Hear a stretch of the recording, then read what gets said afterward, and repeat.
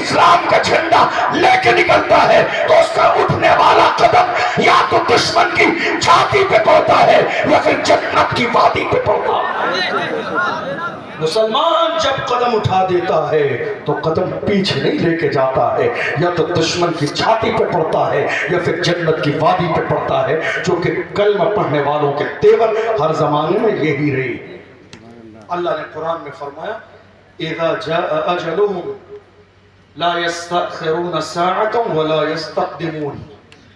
اللہ نے موت کا وقت مقرر کر دیا ہے، نہ ایک لمحہ پہلے آئے گی نہ ایک لمحہ بعد میں آئے گی۔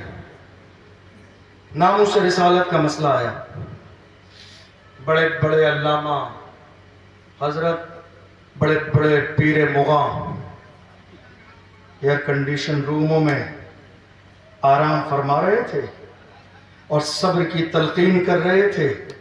حالات بہت خراب ہیں۔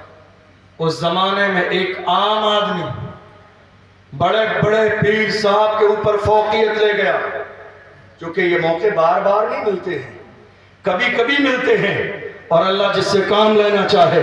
حضور کی عزت کی بات آئی، بڑے بڑے لوگ ہمت جٹاتے رہے، مگر ہم نے دیکھا مہاراشٹر کی سرزمین پر ایک مرد قلندر کھڑا ہوا اور ناموس رسالت کے حوالے سے اتنی بڑی ریلی نکال دی، جب وہ ریلی چلتی تھی دشمنوں کے کلیجے ٹہلتے تھے، وہ کہتے تھے یہ کیا ہو گیا؟ تب اس مرد قلندر نے ریلی میں کہا تھا حضور کی عزت کے لیے جو جان مانگو گے جان دیں گے، جو مال مانگو گے مال دیں گے، مگر یہ ہم سے کبھی نہ ہوگا، نبی کا چاہو جلال دیں گے۔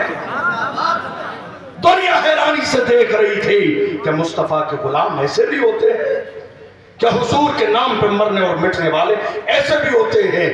میری قوم کے جوانوں، میں تم سے کہتا ہوں حضور کے سچے عاشق بنو، پکے عاشق بنو، وفادار بنو۔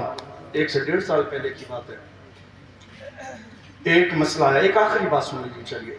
ایک مسئلہ آیا، ہماری ایک بہن مسکان کو کالج سے باہر نکال دیا گیا۔ آپ کے ذہن میں ہے آپ کے ذہن میں؟ تو یہ بھی ہوگا کہ نکالنے کی وجہ کیا تھی؟ اس کو کہا گیا کہ اگر پڑھنا ہے اور ایگزام دینا ہے تو حجاب ہٹانا پڑے گا۔ اللہ سلامت رکھے اس کے والدین کی تربیت کو، جنہوں نے تربیت ایسی کی، اس نے کہا ڈگری چھوڑنا گوارا ہے، پردہ چھوڑنا گوارا نہیں۔ ڈگری چھوڑنا گوارا ہے، پردہ چھوڑنا گوارا نہیں۔ ڈگری نہیں ہوگی، قیامت کے دن سوال نہیں ہوگا۔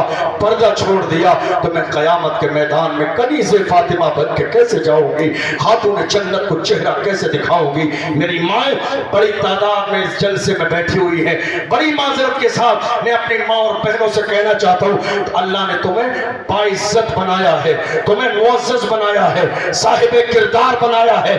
اپنی عزت کے بارے میں ذرا غور کیا کریں۔ یہ دنیا کی عریانیت اور یہ دنیا کے دکھاوے کبھی کسی کو عزت کی زندگی نہیں دلا سکتے۔